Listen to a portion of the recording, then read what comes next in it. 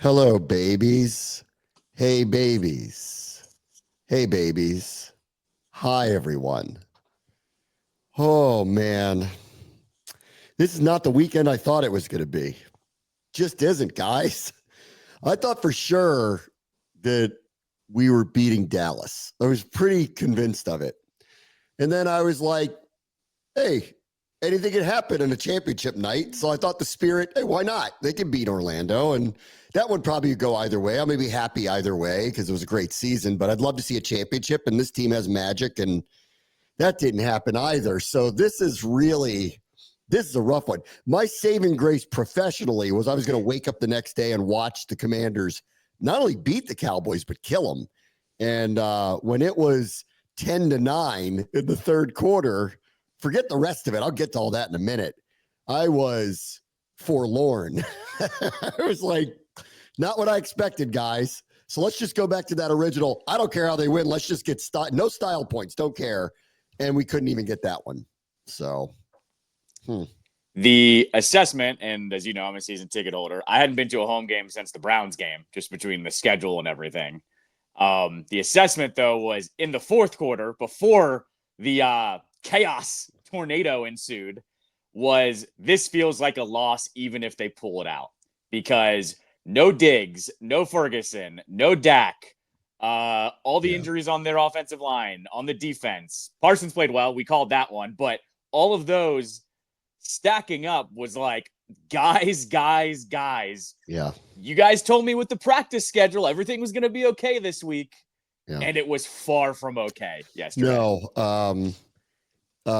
Dallas came motivated, prepared, played really well on both sides of the ball, have very little possibilities of big plays on offense. So they had to kind of manage that.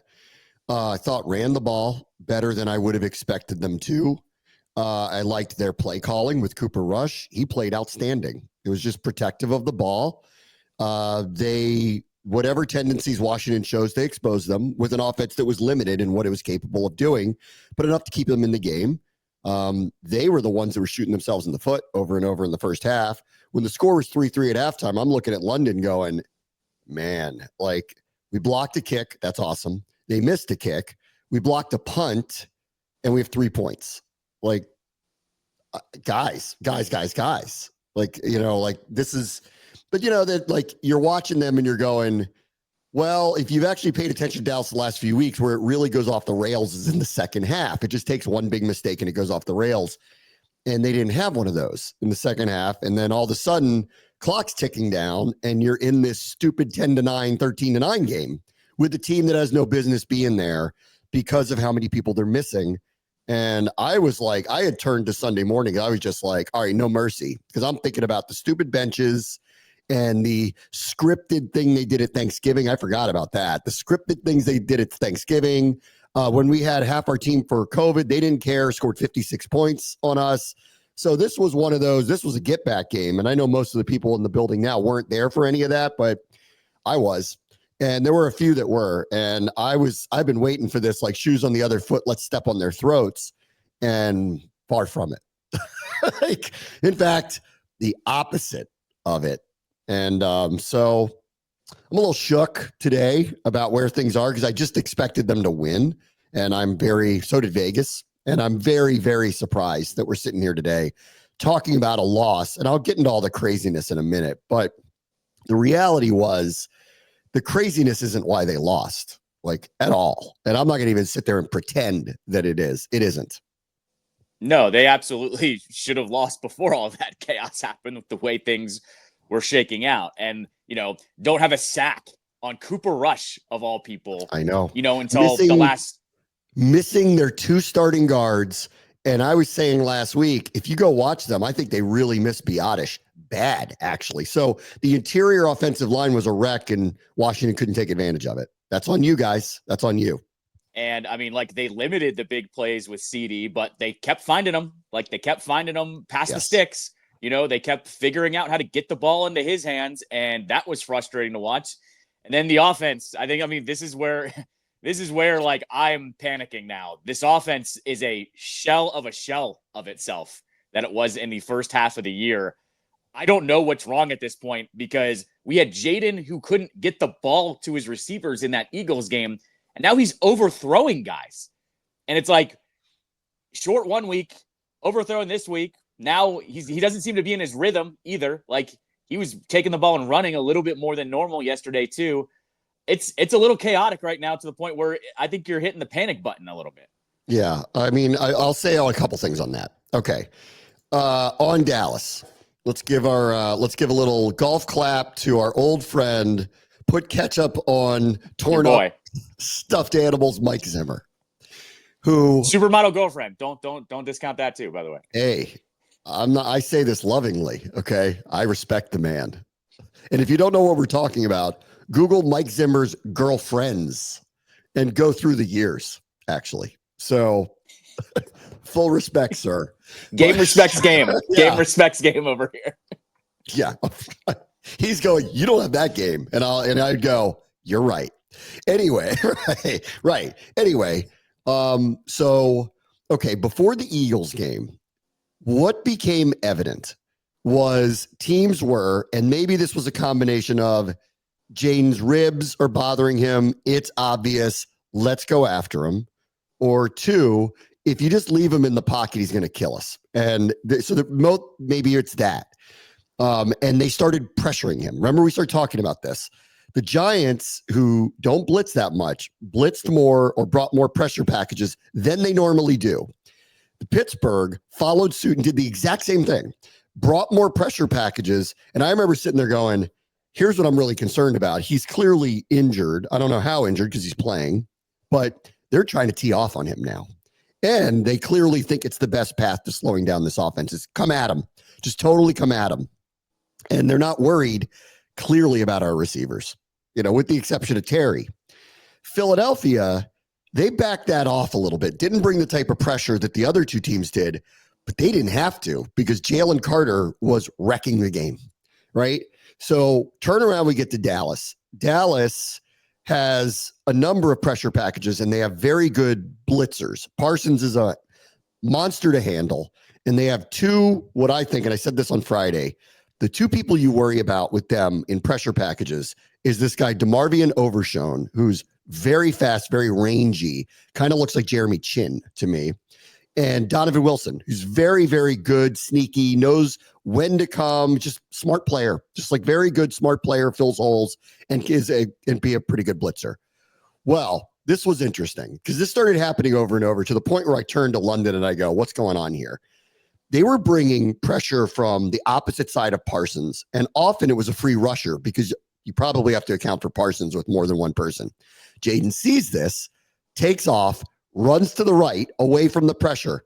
Waiting there is a cornerback, literally waiting there, like as if they knew this was chess.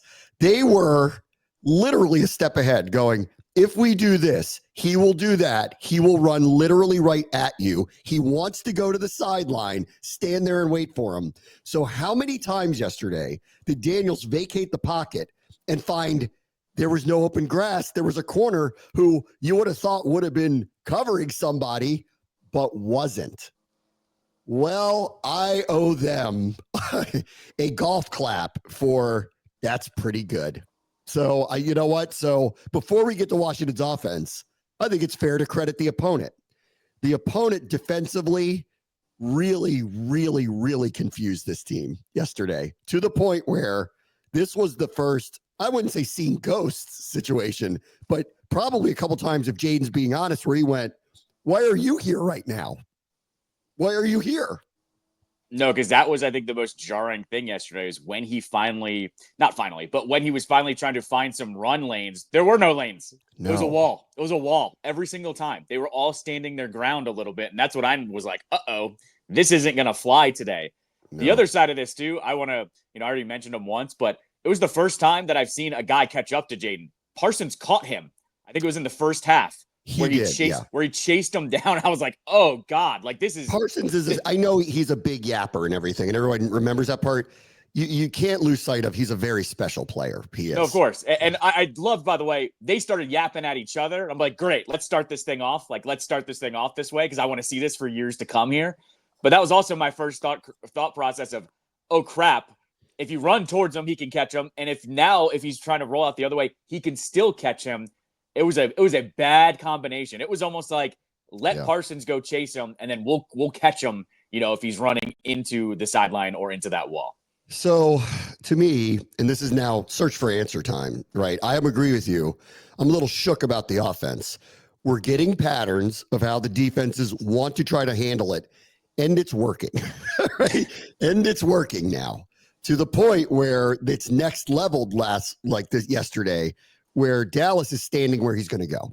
This reminds me of that Bills game a year ago when the linebacker was dropping and standing literally in a spot where they knew they were going to throw the ball. And I went, like if they know where you're going with the ball, that's bad, right? That's really, really, really bad. And in this case, it's different. They were like, we know what your escape hatch is. We're going to stand there and wait for you. So this was the Matrix, but the government people were waiting at every turn. There's nothing you could do about it. So there's some things that need to change. And I will start with this. More receivers need to be involved, or the middle of the field needs to be utilized more. These are the two spots that it seems the teams are literally not concerned with whatsoever. They're like, if we pressure him, he will either try to dump off a screen or run, and he will often run to his right. So this is where we're going to wait for him. They're not concerned about him extending the play or moving or looking downfield or finding the Luke McCaffreys, Olamide Zaccheaus, maybe Ben Siddett at some point, Zach Ertz's of the world. Nope, he's not doing that yet. So is that schematically a problem? Is that the growth part for Jaden that needs to change for him as he, let's not forget, he is a rookie, right? He's been way ahead of the curve. I think he's had a phenomenal season and he is learning. The NFL is different. And now in the second half of his first season, really good defensive coordinators are watching this and they're going, here's what we're going to do.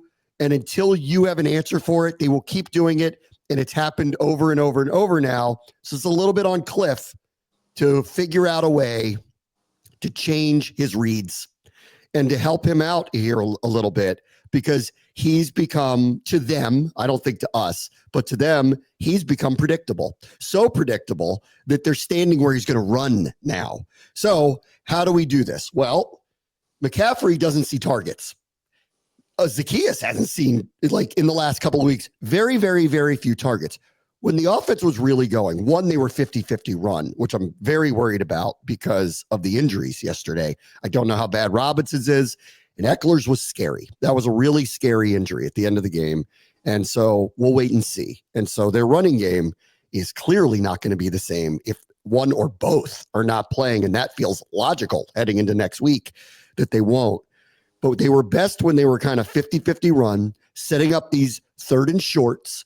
Daniels could always get it with his legs if he had to, but it opened the door for everything. And how many times was it some unlikely pass to Zaccheaus, pass to McCaffrey, pass to Ertz in a spot of the field that wasn't expected? That hasn't been happening. So on some level, they've become predictable, so much so that Dallas was standing where he was going to run the ball, let alone throw it. This is on Cliff. Like, he's going to have to rethink some things, alter the reads up a little bit. This guy's a quick learner. Like, we've learned that very fast. I actually thought he looked healthier than he did. So this whole, he needed the break, he looked it to me. He looked like he had his speed back. He was vacating quicker than he was. He was relatively more decisive than he was the past couple of games. So I thought he was fine. I mean, I hear you on he overthrew some balls and all that stuff. I agree. But I don't think he was making, once again, poor decisions. Like, that's the one thing I really like about him. What Cliff needs to do is help him make better decisions in lieu of how teams are adjusting to them. And that's on the coaches, in my opinion. No, 100%, because I remember kind of saying when we were arguing about the trade deadline, where I didn't think they really needed to add a second wide receiver because they were all the second wide receiver by committee, essentially, right? Yeah. Like, how many games, especially the games that they won, where it was Zaccheaus gets one grab, but that one grab was a third and long, or Noah Brown, not the Hail Mary, but Noah Brown would catch one. He'd have 2 or 3 catches, and they'd both be in the second half that were big third downs or second and long or something like that. Like I said, Zaccheaus, the same thing. McCaffrey, you go back to that Arizona game where he had that long completion. I think he only had 1 or 2 balls in that game. I was very much fine with not adding another weapon only because they were doing this by committee. Yes. Well, now the committee's not even doing anything. So I don't know what you do there. And that is absolutely a coaching thing. You got to get one of these guys open every so often. You can't just rely on chucking it up to Terry. Well, it's like a basketball game where the guy gets the ball out near the arc, but you know he can't shoot. So you don't defend him. Yeah. Right. And like, that's on the coaches. Like, if you put that guy in a position where the other team knows he's not a threat, well, they just back off and now you're playing 4-on-5. That feels like a little bit what's going on here, that they've gotten away from some of these secondary targets, so much so that the defense doesn't even figure they have to really account for them very often. And as it turns out, they've been right about that. Yeah. So this is on Cliff to figure this out. Last week, someone hit him up on Terry's always in the same spot. So, which is a larger just conversation of clearly the offense is taking a tick down here. Your tendencies, exemplified yesterday by Dallas, are on full display for the people who know what they know and know more than what I'm talking about here and know how to really defend it. So it's time for you to adjust and change this. And I actually didn't think Jaden played poorly yesterday at all. I think he played fine. He still makes really good decisions. The interception early in the game was, should he have not thrown that? Maybe. It did hit Robinson in the hands. Unfortunately, the defensive lineman was right there. I would just call that could you have eaten that one and thrown it away? Yes. Was it a really bad throw? No. I think it was like bad turn of events. And the second interception obviously was just a chuck at the end of the game. And so whatever, that stuff happened. It was, whatever. That's not a bad decision. He did what he had to do. Yeah. But largely, I don't think he's playing poorly. I do think he's a rookie that needs his coaches to help him out a little bit here to go, okay, what are we going to do now that these teams are doing this?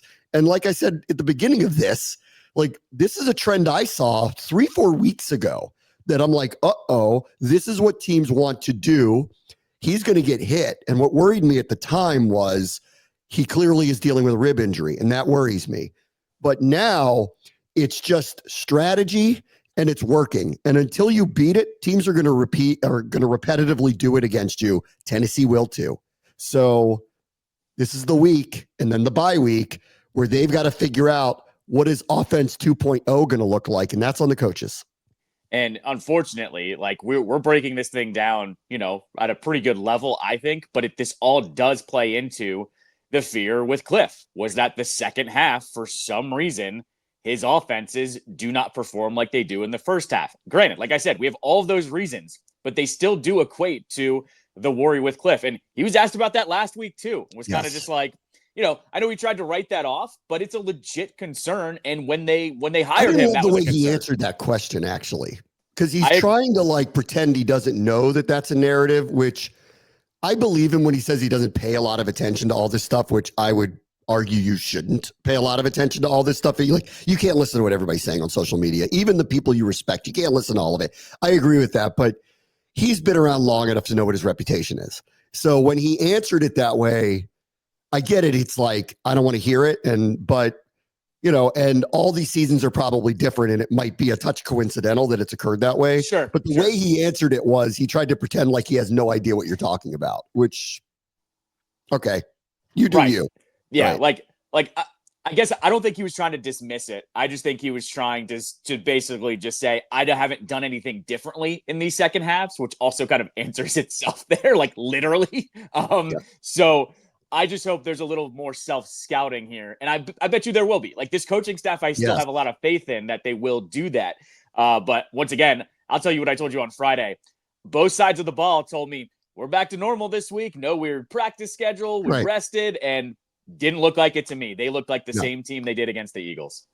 I will say this for the defense. It was, in my opinion, 2 pass interference calls and the busted coverage on the tight end, which unfortunately that's happened a few times now where they've lost the tight end in the middle of the field. A few weeks ago in New York, it was Theo Johnson. Yesterday, it was Luke Schoonmaker that gave up an easy touchdown late. Let me see if I got this right. 33 points in the second half given up? I mean, granted, one was an onside kick return for a touchdown, so don't blame the defense for that. One was And I'll get to Turpin's return in a moment because that was ridiculous. We saw two utterly ridiculous plays yesterday at the end of the game. But still, all right, even take that away. Again, it's 22 points in the second half. I mean, this is consistently in the second half. The defense either, I don't know how you want to put it, wears down, gets beat, makes mistakes. Those penalties on the penalty on Igbenogany, the second one, I really don't think it should have been called, but he didn't turn his head. So they called it. And then, the busted coverage was a touchdown. So largely, and I would have been surprised if Dallas had humongous numbers yesterday because they don't have a lot of downfield threats. CeeDee Lamb had a nice day, but it was all underneath and short passes, no big plays. And Rico Dowdle had too good of a day, in my opinion. It still added up to like 80 yards rushing. Like it should, considering how they rushed the ball, it should have been more like 50, in my opinion. But, they did a little bit better than they were supposed to. Their point total wasn't anywhere near what should have been enough to win. So for me, largely the defense played okay and hurt themselves with these key moments. No, 100% agree. And I mean, that's been the defense all league though, or all year though, where they've kind of duct taped it together. And I thought it was a decent effort, but same thing. Why do all these points keep coming in the fourth quarter? It's super frustrating. Like remember my whole thing, at least in the first half of the year, was, this defense just needs to get a couple of stops and this offense will take care of business. Well, now that the offense isn't taking care of business and the defense is falling apart, it's this mix in the fourth quarter that is just not sustainable to winning anything if they keep doing this for the rest of the year. Okay, so that is before everything went berserker. Okay. That's it? That's all we got before? Yeah. That ignores the blocked field goal, blocked punt, field goal off of goalpost, missed extra point before the missed extra point.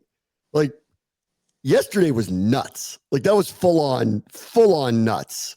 All right, I'm going to put this one up that I put up on Friday. Do not kick to Turpin.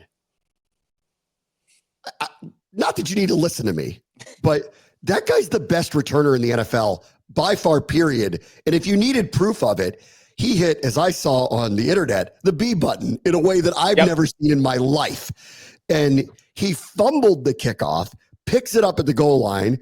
Because of the new rules, you got to return them now. Like there's no way out of it. You got to return it now. And he did a spin move that was unbelievable, juked two guys.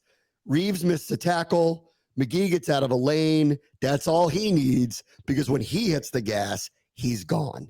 And that was the first of, I can't believe after we just got back into the game that we're now out of it before we knew that we were going to get back into it. But again, why? And the crazy part is the coaches are going to tell you, we executed exactly what we wanted to do. We kicked this ball that he fumbled inside the 5-yard line. It's all we could ask for. We were going to tackle him inside the 10 until they didn't. Full disclosure, when he did hit that spin move, I said, well, that's the best spin I've ever seen. And then he broke it into the end zone where my seats are. And full disclosure, I left after that one because I just really couldn't do it anymore. I just couldn't do it. What do you mean? Haven't you been paying attention this year? Did you watch that game? It was a disaster. And sorry, my faith was kind of beaten down by that point. I don't think I can be blamed on that. So you got to listen to me call the Terry play? Correct. Yeah. No, it's exactly what happened. I was halfway to the car, halfway to the car, and the fireworks went off before your call came in through my phone. So yeah. You're like, what was that? No, everybody. You would have thought I mean this in the funniest way possible, like a bomb went off or something. Everyone stopped and was like, wait a minute, what just happened? And everyone goes to their phones real quick and everyone's thinking tie game. But we can get to that part next if you want to get to that. So this was miracle number 2. Great call, by the way. I didn't say that, but great call by you, by the way. Like, appreciate it. Fully as excited as you should be when Terry does Terry things like that. It was the second out-of-body experience that I had. Yes. And then you look around, you see looks on people's faces that are, even add to it. Like they just saw a ghost. Yes. You just right. You the fact that this has happened twice is really crazy. This one was a little different because that really should have just been a 20 to 25 yard pass that Dallas just totally misplayed.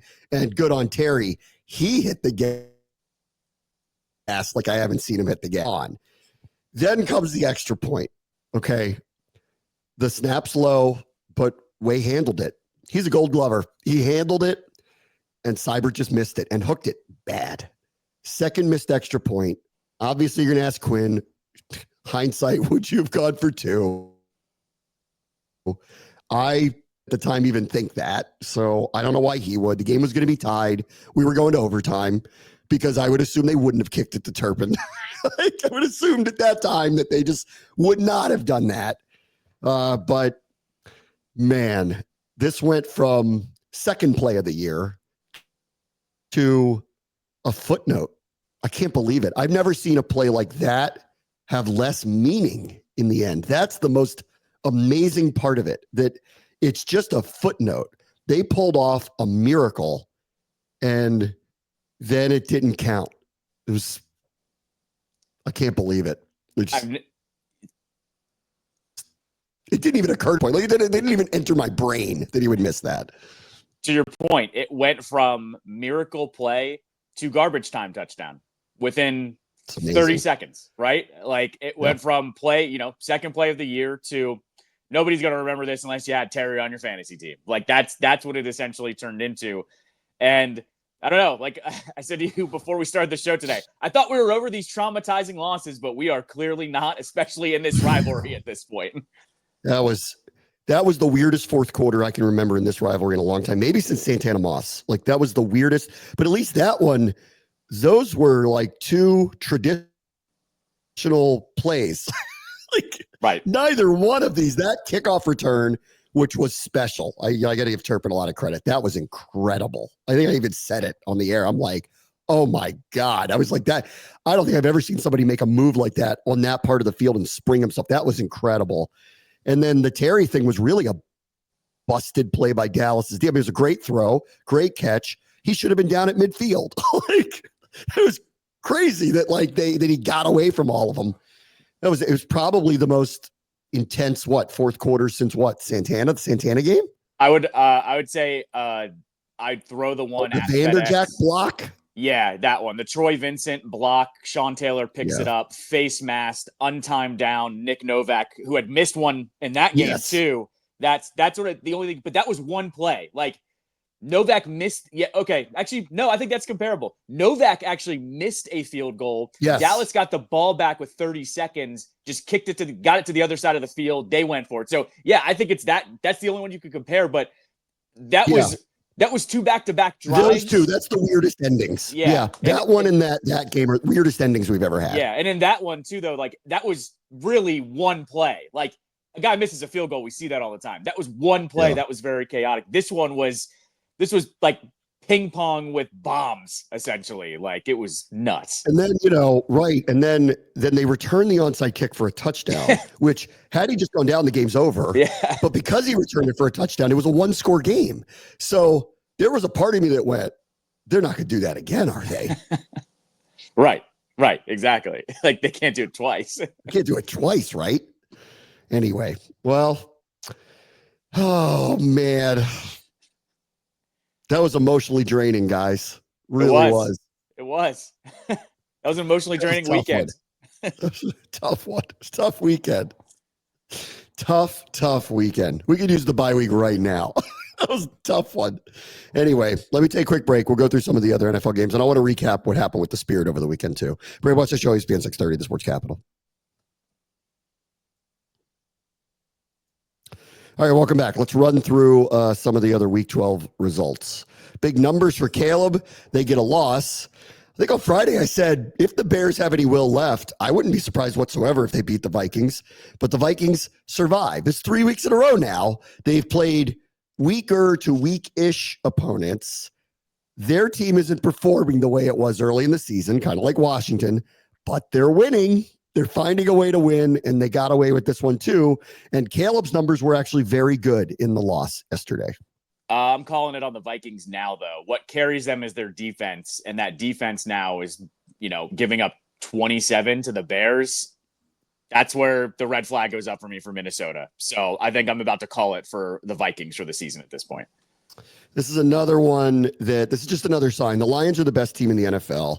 You don't have to win 52-20 every week to show that. When you go on the road and beat a team that has playoff aspirations and you do it just kind of easily and they only score 6 points and supposedly your strength is not your defense, tells me everything I need to know about you. They're the team to beat, in my opinion. They are literally the team to beat. I'll get to Philadelphia in a minute because I think they're the ones that could beat them. But they're the favorite and the clear favorite across the board, in my opinion, to win the Super Bowl. Yeah, the Lions are the ones that haven't really shown much weakness since week 2, essentially. Like, we can complain about the Eagles and some of their results, but the Eagles are basically hitting their stride at this point. The Lions easily knocking away the Colts as a road team. Impressive. I'll say impressive on that one. Fins are back. I think they're going to make the playoffs because the AFC is beat up. I mean, 7 teams have to make it. Go look at the teams that aren't going to. New England, the Jets, Tennessee, Jacksonville. That Indianapolis result is good for them. Yep. The Raiders won't. The Browns won't. The Bengals probably won't. Like, somebody's got to make it. And they're clearly going to be the second best team in their division. So they're going to be right there. And their offense is waking up again. So assuming Tua stays healthy, I think they're going to end up in the playoffs, and they're dangerous as a play, especially this time around where, remember, they had the nosedives in December into January. If this time around it's a build back up and you get better as it goes, in an AFC where things feel a little open, watch out. Like, could they steal a win with their offense? Yeah, I think they could. No, it's exactly what I was going to say was, in all these other years, they've kind of limped into the playoffs. And like last year, they got a bad draw, right? Where they had to play Kansas City in -degree weather or whatever. Yes. That was a bad draw for them. But and 2 years ago, they didn't have Tua. Remember, they went to Buffalo with Skylar Thompson and almost won. Right. And last year was bad too. They lost their 2 best pass rushers, like literally right before the season ended. Like, people forget that part. They think, oh, they just blew it at the end. No, they had really bad draws both years when they got to the playoffs. Exactly right. And that's why I think maybe this year with them actually ascending and having a little bit less expectations, let's be honest there too, maybe that helps them a little bit. But yeah, I think they're definitely in on the AFC side. Neighbors calls out Dayball, asks him why, go talk to the coach about why I didn't get the ball when we were down until we were down 30-0. It's a good question he's asking, if you ask me. The Giants, we haven't had a chance to talk about, because by the time we talked about Daniel Jones, at that point, he had only been benched, not released. Yeah. I'm not surprised off the statement he gave. And clearly they're done, for the year. And I have a funny feeling that the house will be cleaned, even though the mayor said they wouldn't, but I think it will. Kiss of death every time. Yeah. Every time you come out in week 6 to say, no, everything's fine, guys. Nobody's getting fired. They end up getting fired. I saw that. Who was it? Baltimore looks interested in Daniel Jones. That'd be a very interesting spot for him to be the backup behind Lamar. Very interesting spot. Baltimore and Minnesota were the 2 teams that were listed there. I told you he needs to go to one of the Wonderkins to, kind of rehab himself. So yeah, I think both of those spots could be good. But the other thing on Neighbors too was, did you see the question about, like, he was asked about the quarterback play? He was asked about DeVito. He was just like, it's the same crap that when Jones was in there. The quarterback play is not good. Like, was just, and which I think was more of an, like, I don't think he was trying to trash Jones. I think he was just trying to say, you made this change, but this guy's worse. Like, what are we even doing here? Which you and I know that about him going into the draft. They said, like, he'll tell you how he feels. He gets real ornery. I will say this time, he's a stud. So yeah. He's a total stud. Yeah. You take the good with the bad with someone like that, because he's a huge talent. Huge talent. But he's saying what we were all thinking. Like, you made this change. Why? Jones is still the best option. Remember, the locker room was saying he's still the best quarterback in the room, and they just cut him. Chiefs survive yesterday against Carolina. Texans don't. They're punching below their weight class. They've been doing it for weeks. I said this on Friday too. I said, watch out. Like, they're not consistent. And Tennessee plays hard. Like, they typically just make a lot of mistakes. This is, obviously for us, we're like, oh God, because everyone like thought that was an easy win. It's clearly not going to be. My biggest fear is like incoming next week. I get to watch Will Levis in person at Northwest Stadium, but he's also just beat the Texans. I'm scared. Just chalk me up as being scared for Sunday. I will say this though, you can attest this. I call Texans the frauds in the first month of the season. They are not the same team for whatever reason. They're just not moving the ball as much. That defense keeps falling apart. I don't know what's wrong there, but they're clearly in a sophomore slump with not only CJ Stroud, but also with D'Amico Ryans. They need to figure it out. Luckily, they're in a weak division. That's what's happening. Buffalo just needs to stay the course. They'll end up with the 1 seed because the Chiefs, they're going to lose more games. This can't happen every week like this. So we'll see. Broncos country. Let's ride, guys. We do have a distinct possibility of a Denver v. Russ playoff game. Let's go, baby. Let's go with that one. TikTok is going to go crazy for that. I can't wait. I think I told you this too early on. I like Bo Nix a lot now. Like Bo Nix, he really has picked it up over the last 6 weeks. He lit it up again yesterday. I think if Jaden doesn't pick it back up, Bo Nix is about to steal Rookie of the Year from him. The way things have been going here. Shut your mouth. You know how this is. It's how you finish, not how you begin a season. Like Jaden might have better numbers, but Nix is just lighting it up right now. So the way it's going, they might have a better record than Washington too. So we'll have to see. Correct. Exactly. Yeah. We'll see. Predictable because Brock Purdy didn't play and they're beat up. The Packers beat up on the Niners, but like that's what a good team does to a marginalized team. Like that's not indicative of how good the 49ers are, but they're missing too many players. And when you're missing too many players, the good team takes advantage of you. Hello. Hello. That's why yesterday was so disappointing here. That's not the Cowboys team. That's a shell of the Cowboys team. And I think that's what's disappointing here. The Packers did what you're supposed to do in a situation like that. You have no mercy for someone like that. You win.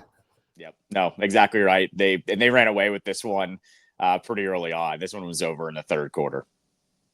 Let's see. Seahawks win. Defensive struggle over Cardinals. 1 touchdown between the two teams. So that felt a little December-ish football. I wouldn't have expected it. I called that as might be the most fun game of the day because it had a lot of meaning attached to it. Turns out to be a dud. Seahawks win anyway. I actually feel like that's a bad result for us too because I'd rather one of these teams to separate and nobody seemingly wants to do it. No, I've told you this. The Seahawks are the West Coast Saints for me. It's a coin flip. I don't know what we're getting week to week with them. And honestly, the NFC West is just a mess. No team is stepping up. Like I thought the Cardinals, maybe they were going to hit their stride and win this game. Nope. Nobody not at all. looks like a contender. No, not at all. No, I mean, the Niners are just not the same team with all the injuries that they have. We'll get to the Rams in a second, who, have not. I thought that they were like, when they spent the money where they spent it, I'm like, watch out, their offense will come back. That hasn't really materialized. Defensively, they're not as good as they've been, but I thought the offense would compensate for it. That hasn't happened. The fact that Arizona has been kind of front running as we head to Thanksgiving says a lot about the other teams that it really does say about them, in my opinion. And Seattle, I thought was a wild card because I think Geno's pretty good. They've got good offensive weapons. They hired a defensive coach who had the best defense in the NFL a year ago. That added up to, I don't know about them. They might be really good. They might not. Who knows? And as it turns out, they're all just 500. That's all they are. And you just flip a coin, spin the wheel, and one of the 4 will win the division is what it is. Not to mention Geno, I think he's a professional quarterback, but I don't think there's a guy that duds when he's off his game as bad as him. Like when he's not on it, they are they're worse than pedestrian. And that's what's really getting me with the Seahawks is they sometimes have these good efforts where he takes care of the ball and they run the ball all right and he gets it into those pass catchers' hands. But then there are these other games where Geno just looks a mess and has that blank stare on the sideline, but the coin flip is working for them and all of a sudden they're on top of that division. And then there's this. Hard Knocks, guys. So in the same week that you released Daniel Jones, Saquon Barkley, who you wouldn't pay $8 more than you were offering to, just passed his single season high in career rush yards in game 11 for the other team. He is offensive player of the year and maybe the MVP because frankly, he's the reason why Philadelphia's record is what it is. Their defense has been very good too, but offensively, he's the straw stirring that drink now, and he might get to 2,000 yards rushing. That's a possibility. Not only that, he breaks the Eagles' single game record for yards, and that's not a no-name franchise. That's Brian Westbrook, that's LaShawn McCoy, that's Terrell Owens, that's a bunch of guys that played there in their prime and really good offenses, those Andy Reid offenses. He had a better game than all of those guys. I don't know what to say anymore other than Giants, you freaking idiots. Like, you're going to ruin this for all of us now. That's right. If they make it to the Super Bowl on his back, this is your fault. And I get it. Other teams could have signed him. If they win the Super Bowl, he'll be the MVP of the Super Bowl, period. Correct. And it's like we're heading towards the Eagles making it to the Super Bowl on his back, and it's going to be because of you guys being dumb because he wanted to stay with you idiots. He wanted to stay with you guys that for $500,000 to $1 million, you hand Philly their second Super Bowl. It's a distinct possibility at this point because he's hitting his stride unlike I've ever seen. It's the dumbest decision any team made in the offseason. And over such a minimal amount of money, it's just so stupid. It's crazy. And it flipped the whole league upside down because he's on the wrong team. Yep. All right. Let me take a quick break. Bram watch the show. ESPN 630, the Sports Capital. So disappointment number 2 of the weekend was Saturday night. You could not have convinced me that the final score of that Spirit match was going to be 1-0 either way. You just would not have convinced me of that. They're two of the most prolific scoring teams. Orlando is a very good defensive team, as was put on display. The goal that Kansas City got before late in extra time against them in the semifinals took like a perfect play to actually happen. They're really stout, very defined on defense. And so I knew it was going to be hard to score, but I trusted that Washington would, and I was surprised they didn't. And frankly, they didn't get a lot of great opportunities. Unfortunately, Ashley Hatch hit the post on a perfect cross, and that was bad luck. And then there was one moment where Rose Kawasi fired a laser, but it literally, unfortunately, went directly at the goalkeeper for Orlando. Outside of that, they had opportunities, many more than Orlando did, but very few of them were like pure, like missed opportunities. So I want to credit Orlando there. That said, I demand a rematch. The one goal that happened shouldn't have. And don't want to hear it from the rules analyst who was in the bag for the league, who went on CBS and said the referees might have done the right thing there. They didn't. Just call it like it is. It's ridiculous that the goal was allowed. I don't want to take anything away from Barbara Banda because I'm going to show this to you. She made an amazing play, but the foul should have been called before the ball was served to her in the first place. It's so clear as day. I don't understand why, for the life of me, that like they just allowed this to go. So like, watch this. Here's the end with the goal. And it's an amazing play by Banda, right? Like, I don't want to take anything away from her. She makes a great play. I bet you Aubrey Kingsbury wants it back, but like whatever. This is one of the best goal scorers in the league. She's a phenomenal player, MVP finalist. She makes a great play. Now, why don't we go back to the beginning of this play and how she got the ball in the first place, which if this is not a foul when you see this, I don't know what is. How in the world did they let that go? How?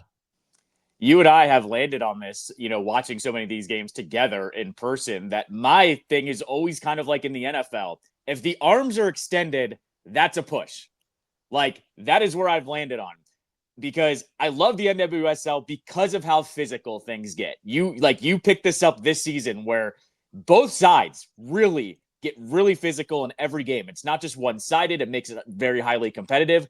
This is not the physicality that you want, though, where it springs a goal in your championship match, a ridiculous non-call, and Banda makes a ridiculous play there, too. That fools Kingsbury, so I want to give her credit for it. But when it comes down to it, it should have never gotten to that point. I mean, am I stupid? Like... trying to gaslight me that didn't happen. And right. The way they twisted themselves around in knots to explain how, well, they couldn't use VAR on it. And, well, I'm not totally sure that it was clear and obvious. What are you talking about? So clearly never should have happened. And on the broadcast, because it was to go back to the original point, I never would have thought this score would have been 1-0 either way. And because that happened in the first half, but the refs didn't either. So in the end, I don't think anyone thought for sure that this is what it would be, but it is. And honestly, it's not a great look for the league because it is the one goal and it clearly should have never happened. And that's not controversial. And I don't know why that's controversial to say it. It's not. So this all after what was an amazing season by both of these teams. Orlando almost went undefeated, right? They had the longest unbeaten streak in the league's history. They had the most points in the league's history. They gave up the fewest goals. They're deserving. I'm not trying to even for a second suggest they're not. They are. But in the end, these things can't happen. And I'm in a championship match that they couldn't go back and so obviously say that was a foul. Why? Why couldn't you do that? Yeah, no, I didn't understand it either. And the broadcast kept showing it a million times too. And that was the other side of this as well, was clearly they wanted them to keep talking about it. But even I was going, guys, if you keep showing this, you're just going to keep showing people that the one goal in this game was decided on that push off. So yeah, just an unfortunate end to a great season. So I'm going to the fan appreciation event down at Audi Field. I'll be down there today at 6:00. This was either going to be a championship celebration or fan appreciation day, but I think we should celebrate what was just an incredible season by this team, regardless of the outcome here. I know it's disappointing, but it was a great run. Anyway, I'll tell you about that tomorrow. Ray, watch the show. ESPN 6:30, the Sports Capital.